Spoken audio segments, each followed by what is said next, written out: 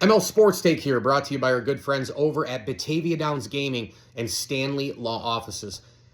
I hate to say this, but the Buffalo Bills are starting to remind me of the New York Yankees. And years ago, I would have been like, this is great. The Yankees are winners. They're winning championships. They've gotten over the hump a bunch of times. They're a dynasty. They got Jeter, Rivera, and the gang. But now that's not the case. They haven't won a World Series since 2009. And they're just kind of in the playoffs every year, which a lot of fans would be like, oh, that's cool. And I'm all in on sustainability. In fact, I'm all in on the Bills' sustainability, right? They haven't gotten to the big game. They haven't won the big game, but it's been fun again. Josh Allen, primetime games. And we do need to credit Sean McDermott for a lot of that, right? Culture, it's a destination. Arguably the best player in the world at quarterback in Josh Allen. But 6 straight divisional playoff appearances and not getting beyond that. They've had terrible, heartbreaking losses. Not getting past that most of the time. I know they played for a couple AFC championship games, and they lost both of those, right? Can't get up over the hump on Kansas City.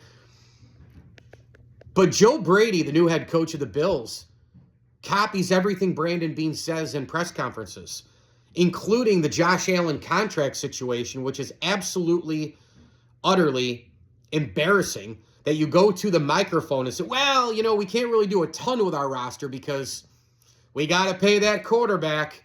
Yeah, no shit. You have to pay the quarterback. In fact, this past season, Josh Allen didn't even make up $40 million of your roster. Instead, you had $40 million in, I don't know, Curtis Samuel, Josh Palmer, other horrendous signings, a bust in Ed Oliver so far. I mean, I could go on and on and on. And I understand injuries are a part of the game. But when Brandon Beane says it, Joe Brady says it too. When Brandon Beane says something else, Joe Brady says it too. What does this remind you of? It reminds you of the Bronx. Hal Steinbrenner, Cashman, Boone. Aaron Boone is the puppet.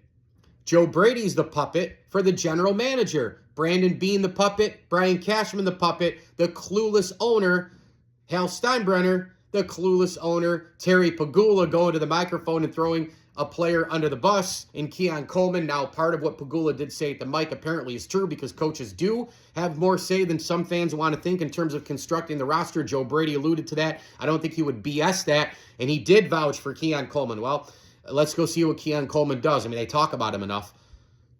See what I'm going with here, right? Brandon Beane, kind of like Brian Cashman. Don't like it. Me no like. Joe Brady, kind of like Aaron Boone. Me no like.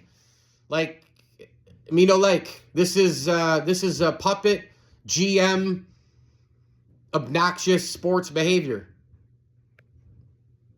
Hopefully it changes in Western New York because I can't take any more than what's going on in the Bronx. Mike Lindsley here, ML Sports Take, brought to you by our good friends over at Welch & Company Jewelers. Shop the showcase today, welchjewelers.com. Plenty of savings left in the month of February. Go check out their Facebook and Instagram. Thanks as well to RV Source of Central New York, Liverpool Physical Therapy, Camillus Golf Club, Elevate Fitness of Syracuse, and the CNY Golf Shop and Range. They'll be open coming up in March. Go check out their Facebook page when that date is. The best in golf, Tour Edge, Callaway, you name it. They've got it all. Tailor-made shoes, clubs, bags, it's all there. Shop, save, and swing at the CNY Golf Shop and Range, Route 11 in Cicero, if you're in and around the area. And special thanks as well to select partner friends of the program, John Walzik, Dan Reynolds, the Swan family, Janice Alonzo, Tino Alonzo, and the Carrie Nugent Cambereri and Elwood families. As I always tell you, enjoy the games.